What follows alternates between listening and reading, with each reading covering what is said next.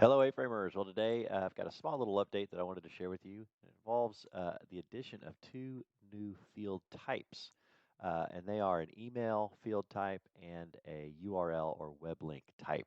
Now, why would you want these? Usually in a transaction, if you add a field, you can just add simple text.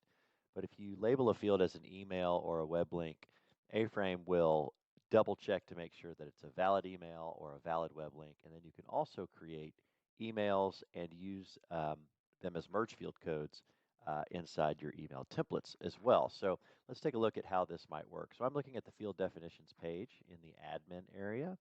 And I'm just going to add two new fields using the new type. So for example, some people use SkySlope as an integration. We're just going to type in SkySlope email here. And then you'll notice the merge field code that it tries to create for us, SkySlope email. Let's just go ahead and use that. And then I'm going to label it an email field type. So there's one of the new types, and then let's just add another one. We'll just call this website, and we'll enter a web link here. So now we've got two new fields here, and let's go ahead and enter those into a transaction. We'll see what it looks like.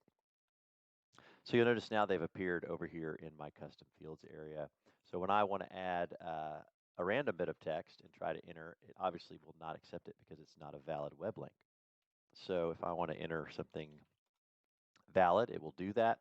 And then also because it knows it's a web link, I have the option to actually open the URL and go there now, which is nice. Same is true for email. Again, you have to have a valid email entered. So I'll just do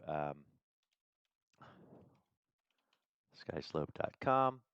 And now, of course, this allows you to create an email because it knows it's an actual email itself. And you'll see that it automatically fills it in, and you can actually create the email from there. Now, the nice thing about the email type is if, for example, you use a SkySlope email for a number of transactions and want to add one of those to an email template, now that you have these, let's just enter a random template here.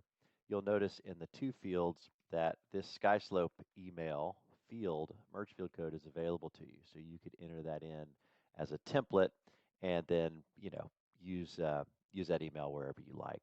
So again, a small little update, but some of these new field types might be of use to you.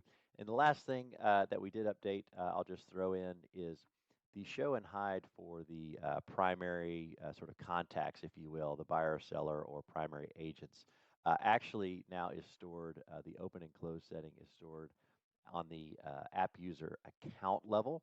We used to store it per transaction, but most people really appreciate it if, hey, if it's open, I want it open on every transaction that I look at.